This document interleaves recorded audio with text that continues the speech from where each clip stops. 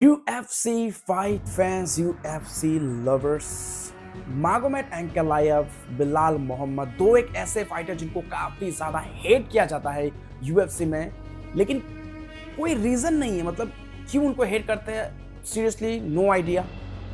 क्योंकि ये दोनों फाइटर देखो, इनके पीछे जो लोग हैं ना, वो थोड़ा सा गड़बड़ है। खास करके मागोमेड एंकलायव की अगर बात करें, देखो यहाँ पे मैंने आपको पहले भी बोला था, UFC is not just about winning the belt. यहाँ पे आपको मतलब अपने आप को पूरी लोगों के सामने आपको ऊपर उठा के रखना पड़ता है, एक मैग्नेट की तरह बनना पड़ता है। जब आप चैंपियन बनते हो ना, वो चैंपियनशिप बेल्ट मैग्नेट की तरह काम करना पड़ेगा, लोगों को अट्रैक्ट करना पड़ेगा आपके आपके कि लोग आपको देखने के लिए तरस से कि भाई हाँ, इसका फाइट होने वाला है, अब क्या होगा, ये चैंपियन है, क्या ये डिफेंड कर पाएगा, क्या ये जीत पाएगा। तो यही सारी चीजें हैं। तो यहाँ पे सिर्फ आप बेल्ट जीतते हो तो ऐसा नहीं होता भाई। यहाँ पे आपको मतलब एक और अपना खुद का कायम करना पड़ता है ताकि लोग आए आपको देखने के लिए। तो यही चीज मुझे लगता है कि कोशिश कर रहे थे मागोमेड एंकलायव, उनके टीम, बट गलत तरीके से। बट एक्चुअली में मागोमेड एंकलायव को जितना हेट मिलता है, बिलाल मोहम्मद को जितना हेट मिलता है, एक्चुअली क्या बोलो भाई, वो ये दो फाइटर्स बहुत ही कमाल के हैं, बहुत ही हम्बल काइंड ऑफ फाइटर है। एंड सच में बहुत ज्यादा मतलब इनको रिस्पेक्ट ये डिजर्व करते हैं, बट इनको मिलता नहीं है। अब जिनको लगता है कि अचानक से मुझे क्या हो गया, तो देखो भाई, सीरियसली बोलो तो मैं कभी किसी फाइटर्स के बारे में बुरा नहीं बोलता हूं, मैं बस उनको हरकतों को पॉइंट आउट करता हूं। क्या हमजा चिमाइब अच्छा फाइटर नहीं है भाई? मेरे बोलने से कुछ मायने रखता है भाई? उसका रिकॉर्ड देखो भाई, वो चैंपियन है यूएफसी जैसे इतने बड़े फाइटिंग ऑर्गेनाइजेशन का, एमएमए का।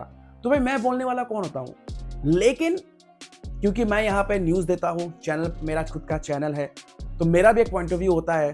किसी को पर्सनली मैं कुछ हेट नहीं करता हूँ, लेकिन वो जो हरकतें करते हैं मैं सिर्फ उसको ही पॉइंट आउट करता हूँ। बाकी हर एक फाइटर का मतलब एक ऐसा है ना कि हमें हमारे बोलने का मतलब हमारा औकात नहीं है कि हम उनके बारे में कुछ बोले, क्योंकि हम उनके लेवल पे नहीं है। तो एक चीज़ मैं ये कहूँगा कि जिन लोगों को लगता है कि मतलब कि मागोमेड एंकलायव हो, बिलाल मोहम्मद हो, ये लोग बहुत मतलब इरिटेटिंग है, बहुत ज़्यादा इनको हेट मिलता है क्योंकि ये हरकत ऐसे करते हैं, तो क्योंकि इनके पीछे कुछ ऐसे लोग हैं जिनकी वजह से आज उनका ये हाल है। बट मैं यहाँ पे कुछ दो वीडियो आपको शेयर कराऊंगा, दो वीडियो आप यहाँ पे मैं लाया हूँ, आप लोग ज़रूर उनको देखना। छोटा सा शॉर्ट क्लिप है, एक मागोमेड एंकलायव से रिलेटेड, एक बिलाल मोहम्मद के रिलेटेड। भाई सच में मैंने जब ये वीडियो देखा, स्पेशली बिलाल मोहम्मद का, सच में मुझे काफ़ी ज़्यादा इमोशनल फील हुआ कि क्यों ये बंदा इतना ज़्यादा मतलब हेट इसको मिलता है, जबकि ये सच में बहुत बहुत ज़्यादा कमाल का फाइटर है, एंड उससे भी ज़्यादा एक वॉरियर, एक बेहतरीन ह्यूमन बीइंग है। Check out the video. 9 класс или 10 класс заканчивал, ну, это время я потерял отца. Это возраст, когда у меня был самый такой, когда нужна поддержка отца. Вы же понимаете, что это радиостанция? Вы бы что ему сказали? Тяжелый вопрос.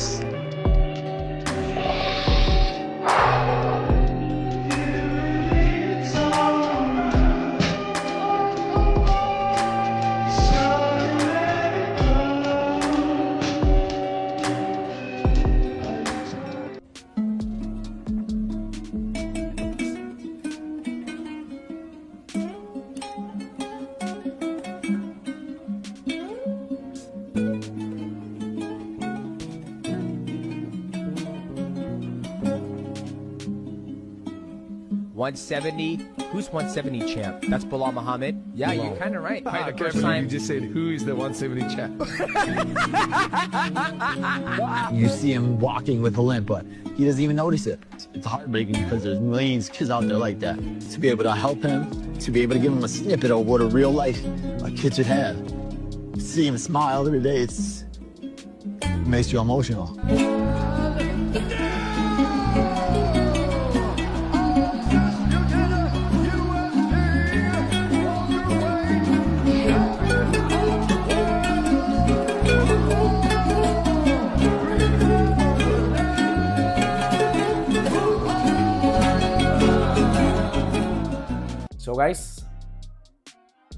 So guys आप लोग इस वीडियो देखने के बाद आपका क्या है, क्या रिएक्शन है, क्या आपको कैसा फील हुआ, आप कमेंट बॉक्स में जरूर से कर देना शेयर। तो चलिए विदाउट वेस्टिंग एनी टाइम आज का अपडेट का सिलसिला करते हैं start. Alright UFC fight fan, चलिए शुरुआत करते हैं। सबसे पहले the current, the new light heavyweight champion Alex Poatan Pereira. तो एक चीज हो गया है कंफर्म कि इस साल में मतलब और कोई फाइट तो ऑब्वियसली नहीं होने वाला है, मैं भी क्या बोल रहा हूँ भाई, ऑब्वियसली नहीं होने वाला है।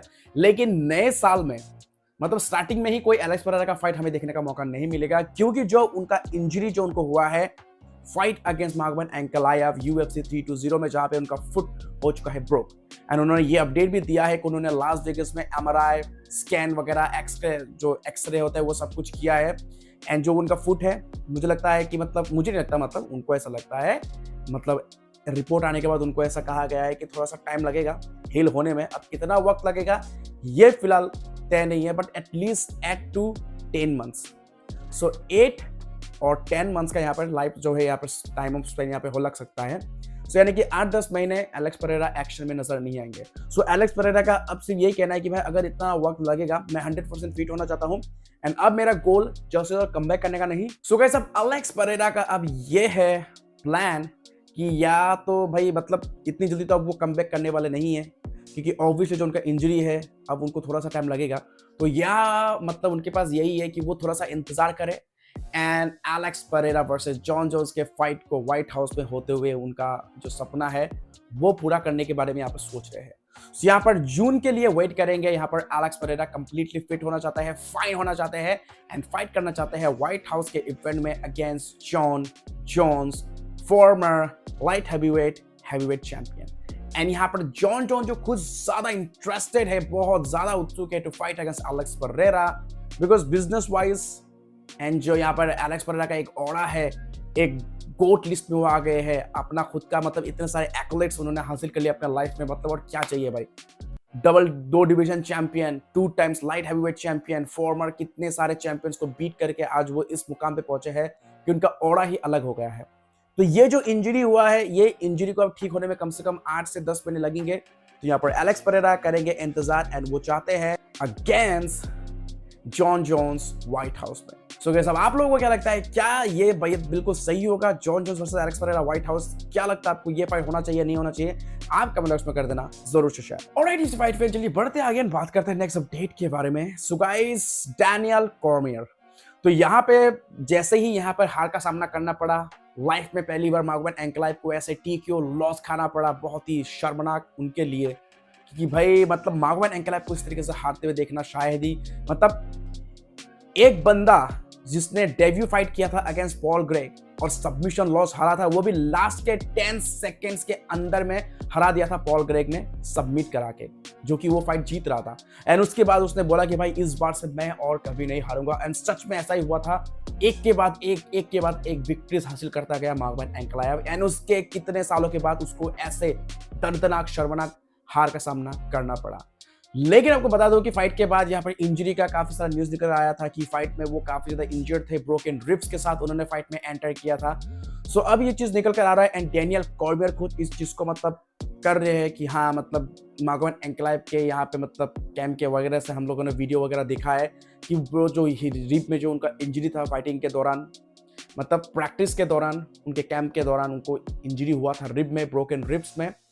एंड यहाँ पर डैनियल कॉर्मियर का ये भी कहना है कि अगर यहाँ पर इंजर्ड ना भी होता एंकलायव, अगर और 120% फिट भी होता, तो क्या वो फिर भी एलेक्स पेरेरा को बीट कर पाता भाई? क्योंकि इस बार एलेक्स पेरेरा थोड़ा अलग ही मूड में था।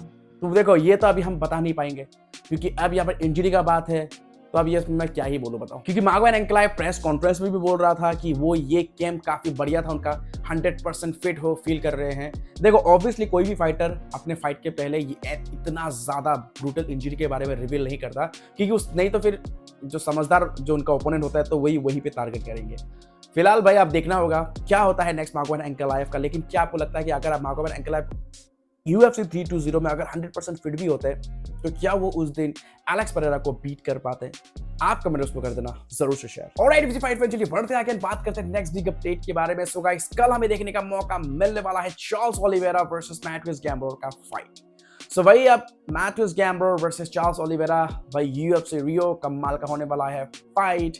लेकिन यहाँ पर चार्ल्स ओलिवेरा कुछ ये चीज भी कह रहे हैं कि भाई क्या इस्लाम मखाचेव वर्सेस इलिया टपोरिया का फाइट हमें देखने का कभी मौका मिलेगा? तो यहाँ पर इस्लाम मखाचेव अगर वेल्टरवेट टाइटल जीतते हैं, अगर वो JDM को हरा देते हैं अपने फाइट में, तो यहाँ पर 100% श्योर है, हम श्योर हो जाएंगे कि जो इलिया टपोरिया है वो जरूर से मूव अप करेगा एंड फाइट करेगा अगेंस्ट इस्लाम मखाचेव। तो ये मानना है चार्ल्स डू ब्रोंक्स ओलिवेरा का।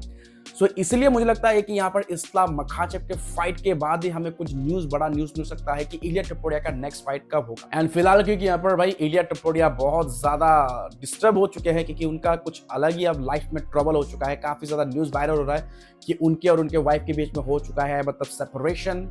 एक जो उनका वाइफ है वो कह रहे हैं कि इलिया टपोरिया किसी और को टेक्स्ट करते हुए उसने पकड़ लिया था, चीट करते हुए पकड़ लिया था। इलिया टपोरिया का कहना है कि भाई मैंने अपने वाइफ को मायामी में देखा किसी और के साथ। भाई मतलब क्या बोलो यार, मतलब बहुत ज्यादा कंफ्यूजन है। जब तक इसका प्रॉपर आंसर, प्रॉपर एक स्टोरी हमें पता नहीं चलता तब तक कुछ भी नहीं कह सकते हैं अभी किसने किसके ऊपर भी चीट किया।